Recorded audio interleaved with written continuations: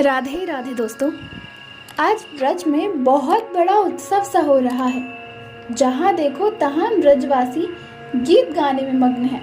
सब अपने अपने घरों में मिठाई बना मंदिर में भोग लगा रहे हैं। जहाँ देखो तहाँ ब्रजवासी अच्छे अच्छे वस्त्र पहन रहे हैं। ब्रज में तो उत्सव सा है, परंतु कन्हैया को कुछ समझ नहीं आता। वो अपनी मैया से पूछता है, मैया, जब ब्रज में क्या हो रहा है? काहे का उत्सव है? मैया लल्ला पर वारी जाती हैं और बोलती हैं, लल्ला, तू अब बड़ा हो गया है। हर वर्ष तुझे नहीं मालूम कि कैसा उत्सव होता है। मैया लल्ला के मुख पर स्नेह भारी चपत लगाते हुए बोली, अरे लल्ला, आज जानकी को जन्मदिन है। श्री रामचंद्र की शक्ति सीता माता का। सीता माता का नाम सुन कन्हैया बोले, मैया, अब समझ आई, ये तो वही है ना जिनको दुष्ट राक्षस रावण उठा ले गया था और राम जी ने उसे मार दिया था। मैया बोली, हाँ हाँ, वही है। बस फिर क्या था? कान्हा को एक रसमयी लीला सूझी। सोचा आज तो वो लीला करेगा और सीता होगी मेरी राधा। कन्हैया पहुंचे सखा मंडल के पास और बोले, देखो रे मधुमंगल श्रीधामा आदि, आज मेरा राम की लीला करने का बहुत मन है। आप सब मेरा साथ दोगे? मधुमंगल टेढ़ा सा मुंह बनाते हुए बोला, राम की लीला? अरे कान्हा, हमने तो रामलीला ना तो कहीं सुनी है और ना ही कहीं पढ़ी है, कैसे करेंगे? कन्हैया कूदकर गर्दन हिलाकर बोला, अरे मेरे प्राण प्रिय सखा, मैं करूंगा ना, जैसा मैं करूं वैसा करना। मधुमंगल डंडा बजाए के बोला, अब जब संग गोपाल है तो डरने की क्या बात? करेंगे कन्हैया, करेंगे, बहुत आनंद आएगा ना। कन्हैया बोले, देखो, मैं राम बनूंगा, श्रीधामा लक्ष्मण और मधुमंगल आप ब्राह्मण हो तो पंडित बनोगे, शादी करवाने वाले। मधुमंगल ठाके मारकर हंसकर बोला, शादी को पंडित? अरे लल्ला, यहाँ जंगल में शादी किससे करेगा? वृक्ष से, लता पता से या अपनी गैयों से? और सब हंसने लगे। कन्हैया मुख से जीभ निकालते हुए बोले, ब्राह्मण तू केवल दान दक्षिणा से मतलब रख और मेरा विवाह करा। सखा बोले, पर कान्हा, हमने तो सुना था कि राम की शादी उसकी पत्नी सीता के साथ हुई थी, तो तेरी सीता कौन होगी? ऐसा बोल सब सखा एक दूसरे को आंख मारने लगे। कान्हा बोले, देखो, आज जानकी दिवस है ब्रज में, और मैंने सुबह सुबह मैया संग मंदिर में जानकी जी से विनय करी कि मौको भी आप जैसी पत्नी देना। तब अचानक मंदिर में आकाशवाणी हुई, ओ कान्हा, तेरी विनय मैंने सुन ली है। तेरी पत्नी विषभान की पुत्री राधा होगी। सखा भोला सा मुख बनाते हुए बोले, हाँ लल्ला, ऐसा बोला जानकी जी ने? कन्हैया बोले, हाँ हाँ, तेरी धोती लंगोट डंडी की कसम। मधुमंगल बोला, तो कान्हा, तू राम होगा तो तेरी सीता कौन होगी? कान्हा सर पर हाथ मारते हुए बोले, अरे भोले पंडित, सीता बनेगी विषभान की पुत्री राधा। बस सब सखा मंडल हंसने लगे। कान्हा बोले, अब राधा रानी को यहाँ कौन लेकर आएगा मेरी दुल्हन बनाने के लिए? कान्हा टेढ़ा हंसी हंसते हुए बोले, मैं तो राम हूं ना। सखा बोले, कान्हा तू ही बता, कौन जाएगा राधा को लेने? कान्हा बोले, हमने सुना है राम अवतार में हनुमान ने मदद की थी राम को सीता से मिलाने के लिए, तो यहाँ हनुमान होगा हमारा सबसे प्रिय सखा सुबल। सुबल राधा रानी के चाचा का लड़का है और उसका स्वरूप राधा रानी से बहुत ही मिलता जुलता है। तो कान्हा ने सुबल को बोला और सुबल तैयार हो गया। अब सुबल चला बरसाने की ओर। वहां स्वामिनी जी अपने निज महल में अपनी मैया मंजरी गण आदि से घिरी हुई थी और जानकी जी की उपासना कर रही थी। सुबल बरसाना पहुंच राधा रानी के निज महल में पहुंचकर बोला, अरे राधा, आपको श्याम सुंदर ने भंडारी वन में बुलवाया है। जब स्वामिनी जी ने यह सुना श्याम सुंदर बुलवा रहे हैं, तब उनका रोम रोम आनंद से प्रफुल्लित हो गया, गला रुंध गया। राधा बोली, कहाँ कहाँ है मेरे श्याम सुंदर? सुबल बोला, जल्दी चलो, आज जानकी दिवस पर वो कुछ लीला रस का आस्वादन आपको कराना चाहते हैं। स्वामिनी जी मंजरी आदि को देख भौं उठाते हुए बोली, चलो चलो भंडीर वन पर सुबल मैया को क्या बोलेंगे? सुबल मुस्कुराकर बोला, अरे राधा, आपको और मेरा स्वरूप एक जैसा है। मैं यहाँ आपके चोली वस्त्र पहनकर बैठ जाता हूँ, मैया को कुछ पता थोड़ी ना चलेगा।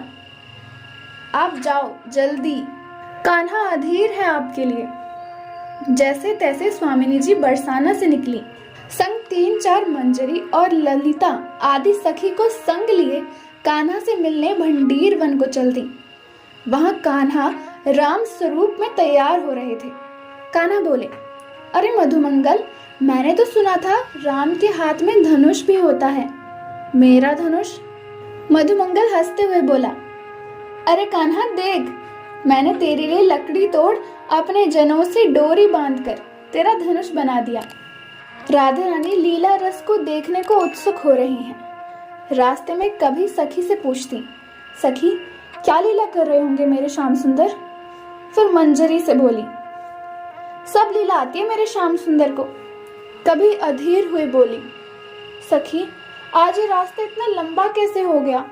कोई छोटा कर दो इस मार्ग को, मुझे श्याम सुंदर से मिलना है। मंजरियां राधा रानी के आगे आगे चल कांटे पत्थर आधी चुन रही हैं और उन्हें तसल्ली भी देती हैं कि आ गया राधा रानी, बस आ गया, पहुंच गए, देखो देखो, आवाज भी सुनाई दे रही है श्याम सुंदर की।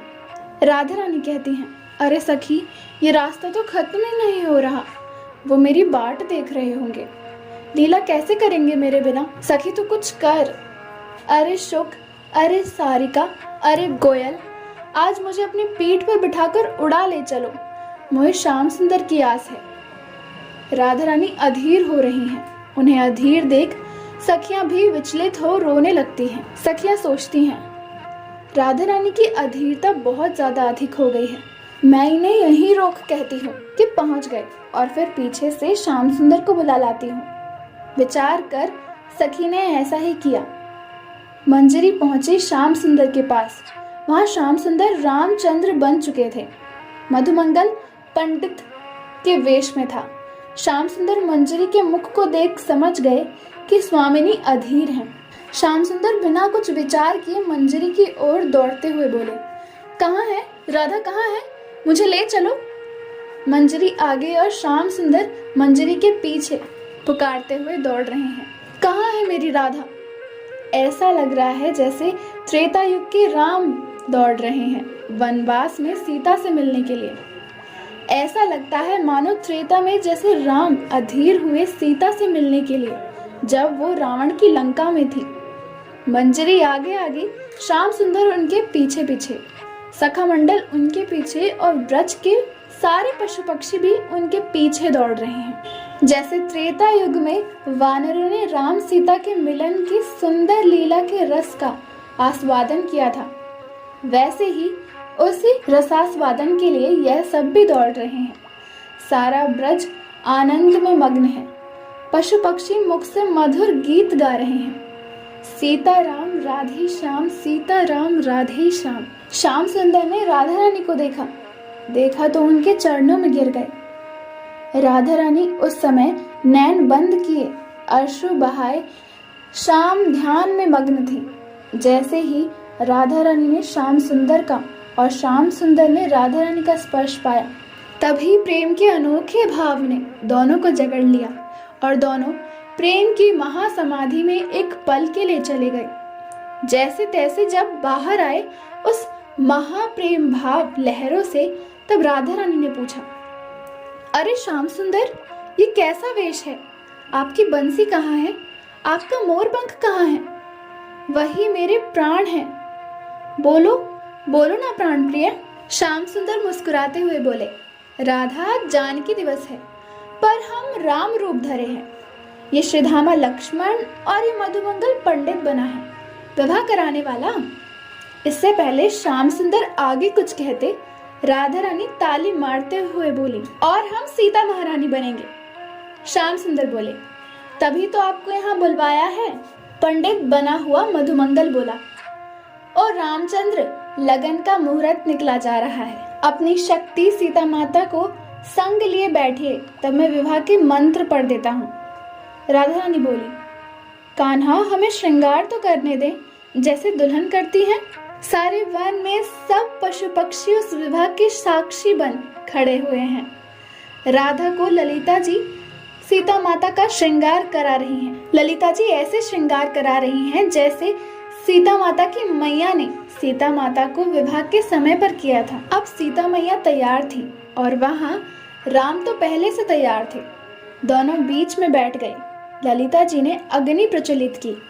मधुमंगल पंडित बन मंत्र गाने लगा। ललिता जी सीता मैया की माता का अभिनय करने लगी और माता की तरह सीता मैया के पास बैठ गई और विशाखा सखी को पिता जनक बनाकर सीता मैया की दूसरी तरफ बिठा दिया गया। सारे ब्रज के पशु पक्षी ऐसे लग रहे थे जैसे जनक के आंगन में राजा रानी आदि विवाह समारोह में आए हों। सखियां सीता मैया के संग खड़ी गीत गाने लगी। मधुमंगल ने जनक जी से कहा, महाराज आप अपनी पुत्री का हाथ रामचंद्र के हाथ में दे कन्यादान करें। महाराज जनक ने कन्यादान कर विवाह की रस्म पूरी की। रस्मों के पूर्ण होते ही श्री सीता राम स्वरूपी प्रेम युगल श्री राधा और श्याम सुंदर प्रेम भाव लीला में लीन हो गए।